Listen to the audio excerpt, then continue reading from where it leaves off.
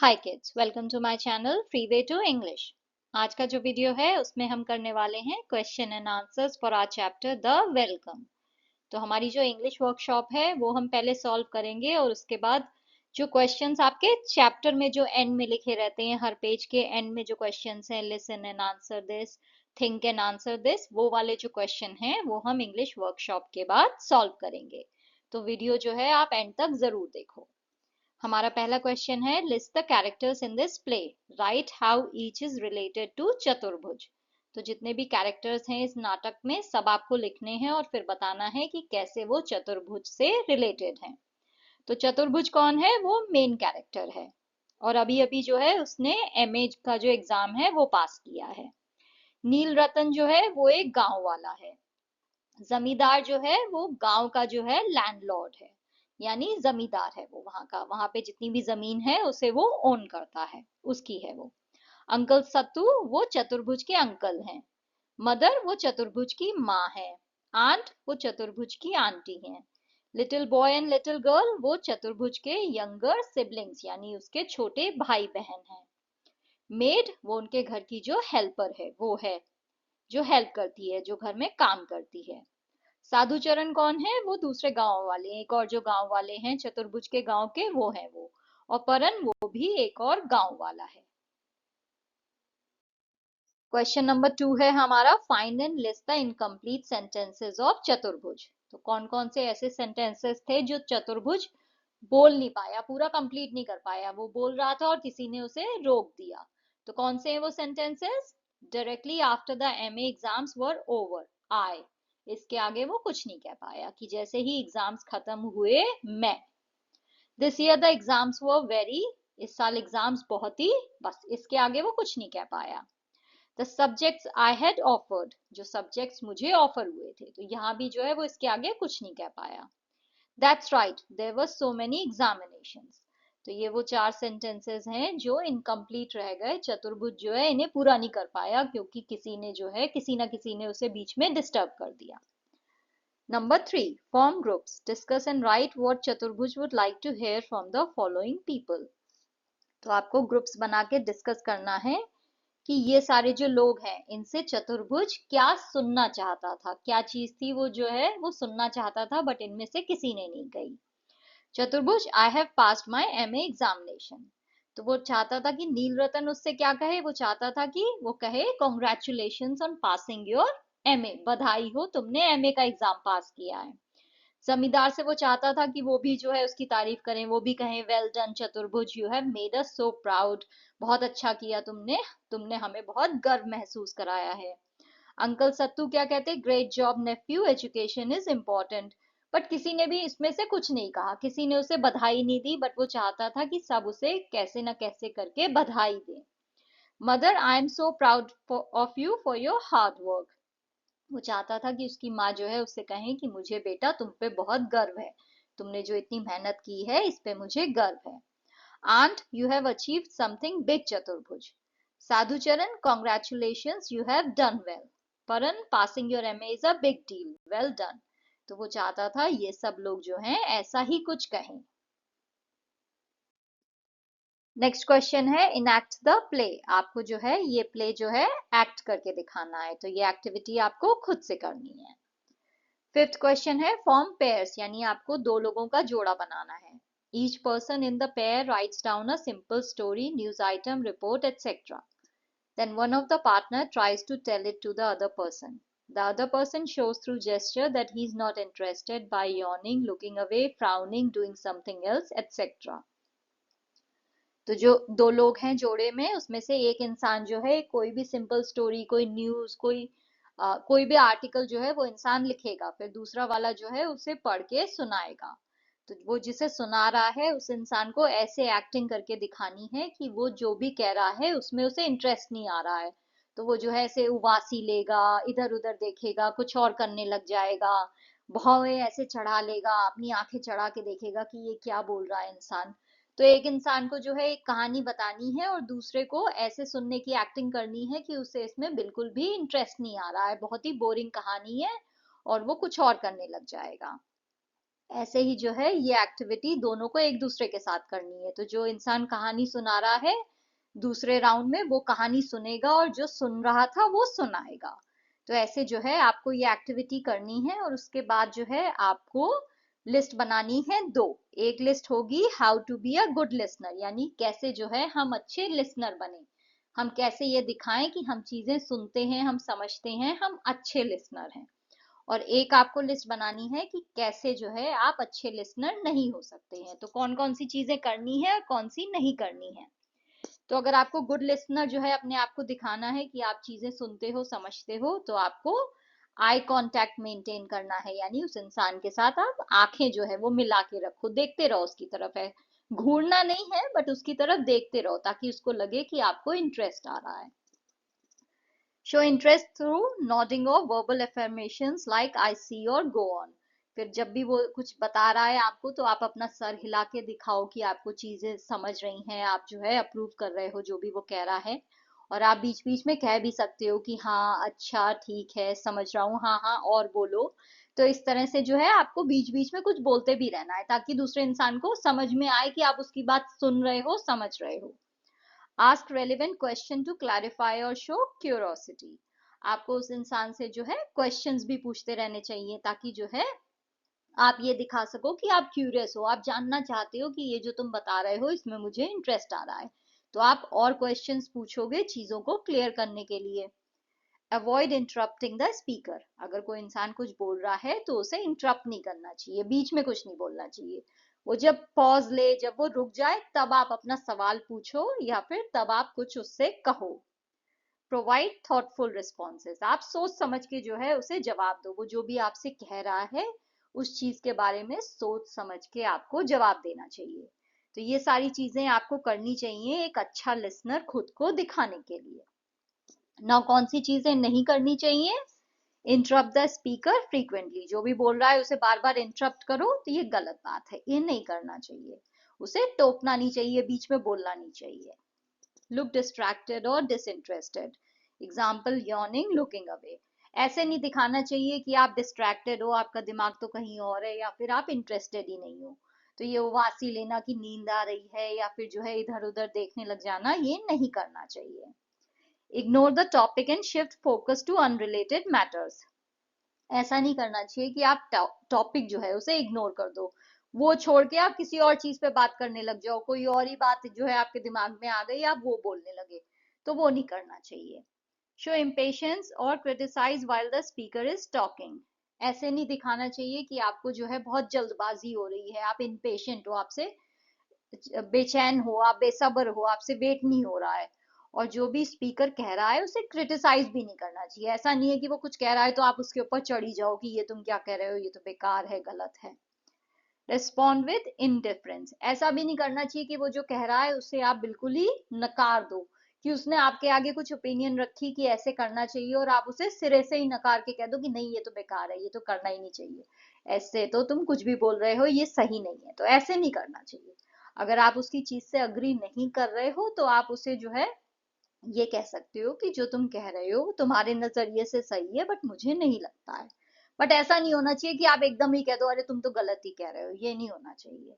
तो ये सब चीजें जो है हमें नहीं करनी चाहिए अगर हमें खुद को अच्छा लिसनर बताना है। नेक्स्ट जो आपका क्वेश्चन है वो अगेन एक एक्टिविटी है, उसमें आपको गेम खेलना है राइट क्वेश्चन रॉन्ग आंसर। तो उसमें दो लोगों का ग्रुप होगा जिसमें एक इंसान क्वेश्चन पूछेगा दूसरा जवाब देगा। नाउ जो क्वेश्चन पूछ रहा है उसका जो भी जवाब दे रहे हो आप, आपको ध्यान देना है, याद रखना है कि जो जवाब है वो सही जवाब नहीं होना चाहिए। जैसे कि अगर मैं आपसे पूछूं आपका फेवरेट कलर क्या है, तो आप ये नहीं कह सकते हो कि पीला है, लाल है, या मेरा कोई फेवरेट कलर ही नहीं है। नहीं, आपको कोई इसमें से जवाब नहीं देना है, आपको ऐसा कुछ कहना है जो इस टॉपिक से रिलेटेड ही नहीं है। जैसे कि इट्स अ ट्रायंगल, वो तो एक त्रिकोण है, ट्रायंगल है, तो इसका तो कलर से कोई रिलेशन ही नहीं है ना। तो आपको ऐसे जवाब देना है और ध्यान देना है जवाब तुरंत देना है, वेट नहीं करना है। अगर आपने जवाब जो है वो सही दे दिया या फिर देर से दिया तो आप गेम से आउट हो जाओगे। तो ये गेम जो है आपको खेलना है। यहाँ पे मैंने कुछ एग्जाम्पल क्वेश्चंस दिए हैं और आपकी बुक में भी हैं, आप ये सब यूज कर सकते हो और अपने दिमाग से भी बना सकते हो, कुछ भी पूछ सकते हो। कोई आपसे पूछ सकता है टाइम कितना हुआ है, आप जवाब में कह सकते हो मैं कल नहाऊंगा। तो इसका कोई कनेक्शन नहीं है ना, तो बस ऐसा करना है आपको, जवाब जो है वो सही नहीं होना चाहिए, गलत जवाब देना है।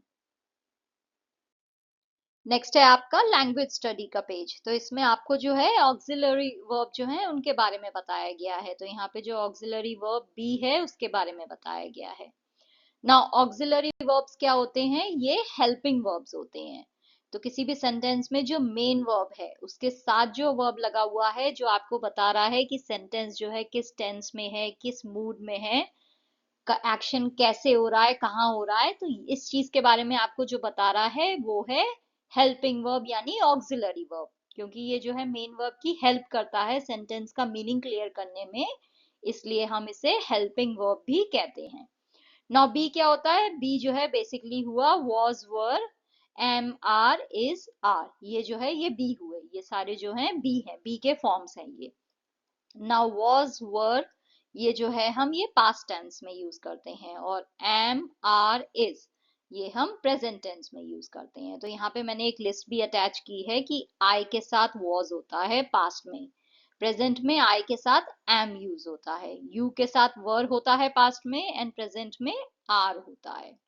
ही शी इट के साथ पास्ट में वॉज यूज होता है, और प्रेजेंट में ही शी इट के साथ इज यूज होता है। वी के साथ वर होता है पास्ट में, और प्रेजेंट में वी के साथ आर होता है। यू के साथ वर, दे के साथ वर पास्ट में, एंड यू और दे के साथ आर यूज होता है प्रेजेंट में। तो ये जो है आपको याद रखना है, आई के साथ एम है प्रेजेंट में। तो यहाँ पे आपको बोला गया है कि be plus main verb, verb plus ING form जो है, इससे आपको पता चलता है कि एक्शन जो है वो कंप्लीट नहीं हुआ था या नहीं हुआ है। तो ये एक्शन जो है ये अभी चालू है, तो इसे हम क्या कहते हैं, प्रोग्रेसिव या कंटिन्यूअस टेंस। तो प्रेजेंट कंटिन्यूअस या फिर पास्ट कंटिन्यूअस या फिर प्रेजेंट प्रोग्रेसिव या पास्ट प्रोग्रेसिव, कुछ भी आप कह सकते हो। ये हुए बी प्लस आईएनजी। तो यहाँ पे आई एम राइटिंग, तो यहाँ पे एम प्लस राइट के आगे आईएनजी फॉर्म यूज हुआ है, वर्ब प्लस आईएनजी। तो इसका क्या मतलब हुआ, मैं लिख रहा हूं, तो ये एक्शन कंप्लीट नहीं हुआ है, ये एक्शन जो है ये प्रोग्रेस में है, कंटिन्यूअस है, चल रहा है। तो जब भी हम बी के साथ जो है मेन वर्ब का आईएनजी फॉर्म यूज करते हैं तो वो हो जाता है प्रोग्रेसिव सेंटेंस यानी कंटिन्यूअस टेंस। प्रेजेंट हो सकता है, पास्ट हो सकता है, ये डिपेंड करता है ऑक्सिलरी वर्ब पे, एम है या वॉज है, आर है या वर है, आर है या वर है, इज है या वॉज है। इससे आपको पता चलेगा कि सेंटेंस प्रेजेंट है या पास्ट है। एम आर इज ये हुए प्रेजेंट, वॉज वर हुए पास्ट। तो जब भी एम प्लस आईएनजी हो गया, बी का कोई भी फॉर्म है उसके आगे आईएनजी लगा हुआ है, तो वो सेंटेंस जो है वो आपको प्रोग्रेस बता रहा है कि कोई भी एक्शन कंटिन्यूअस हो रहा है, ये चीज याद रखनी है। वो पास्ट में है या प्रेजेंट में, ये आपको बी के फॉर्म से पता चलेगा कि कौन सा आपने यूज किया है, वॉज वर या फिर एम आर इज। जो भी आपने यूज किया है उससे आपको पता चल जाएगा कि वो सेंटेंस प्रेजेंट है या पास्ट है।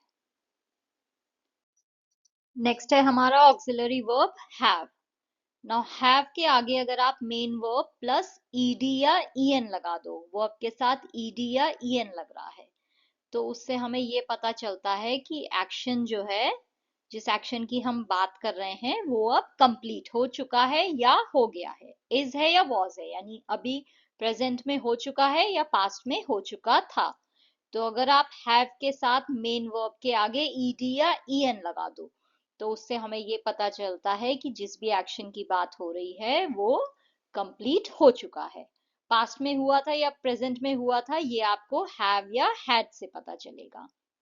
तो अगर हम हैव या हैज का यूज कर रहे हैं तो प्रेजेंट में कंप्लीट हो चुका है एक्शन, और अगर हम हैड में बोले तो वो पास्ट में कंप्लीट हो चुका था action.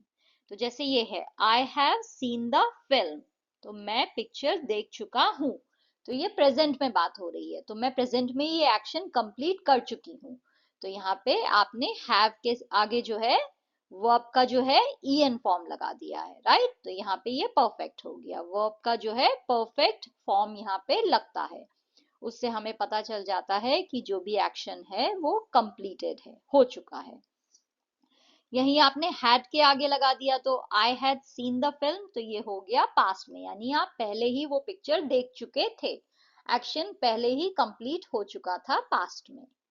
He has pass the examination, वो एग्जाम पास कर चुका है, ये प्रेजेंट में हुआ है, एक्शन कंप्लीट हो चुका है, उसने पास कर लिया है। He had pass the examination, ये पास्ट में हो चुका था, उसने पास्ट में ही जो है एग्जाम जो है कंप्लीट कर लिया था। तो यहाँ पे एक्शन प्रेजेंट में कंप्लीट हुआ है और यहाँ पे पास्ट में हुआ है। पता कैसे चल रहा है, यहाँ पे हैव और हैज है और यहाँ पे हैड है। जब भी हैव या हैज के साथ मेन वर्ब का ईडी या ईएन लगा हुआ हो फॉर्म, तो वो होता है एक्शन कंप्लीटेड प्रेजेंट में। और पास्ट में अगर हैड के साथ जो है वर्ब का ईडी या ईएन हो तो वहां पे एक्शन कंप्लीट होता है पास्ट में। तो यहाँ पे प्रेजेंट है और ये पास्ट है। दे हैव गॉन बैक, वो वापस जा चुके हैं, तो ये काम जो है ये प्रेजेंट में कंप्लीट हो चुका है, वो जा चुके हैं। दे हैड गॉन बैक, तो ये पास्ट में हो चुका था, वो वापस जा चुके थे, तो ये पास्ट में कंप्लीट हो गया था। नेक्स्ट जो है आपको बोला गया है आईएनजी में एंड होने वाले जितने भी वर्ड्स हैं वो आपको लिखने हैं। तो यहाँ पे मैंने लिस्ट दी है 10 वर्ड्स की, running, walking, swimming, singing, dancing, cooking, playing, writing, reading, drawing, laughing, painting, teaching, learning, jumping.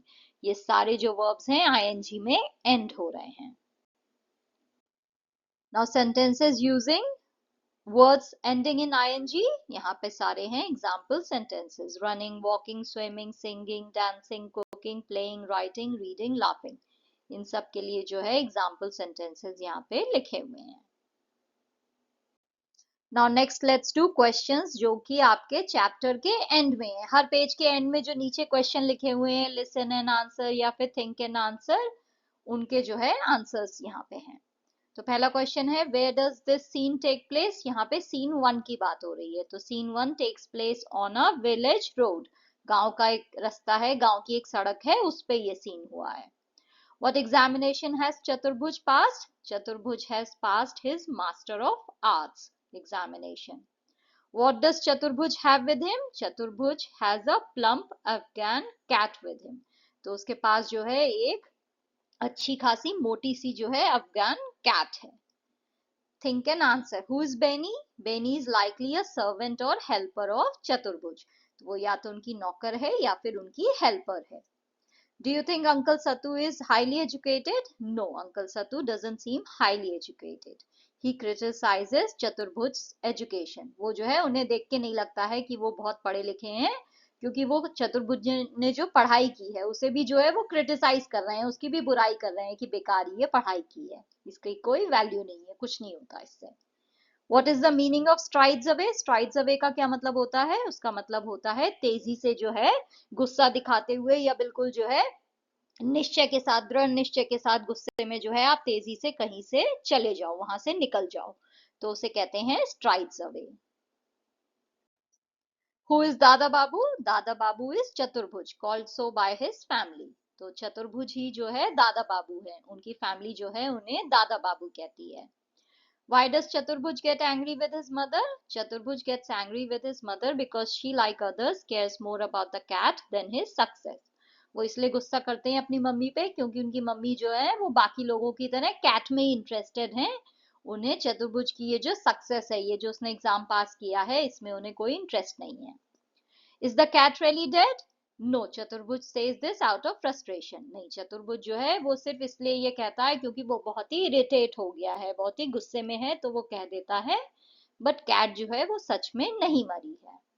Why do the urchins tease चतुर्भुज, they mock him because everyone talks about the cat, not his MA degree. तो सब लोग जो है वो urchins जो है वो इसलिए उसका मजाक बनाते हैं, इसलिए उसे चिढ़ाते हैं, टीज का मतलब होता है चिढ़ाना, तो वो चतुर्भुज को इसलिए चिढ़ाते हैं क्योंकि वो जो है जितने भी लोग वहां पे हैं सब जो है उसकी बिल्ली की बात करते हैं, कोई भी उसके एमए की डिग्री की बात नहीं करता है, तो इसलिए ये जो अर्चिन्स हैं ये उसका मजाक बनाते हैं। Thank you for watching. If you liked the video, please like, share and subscribe the channel. Thank you.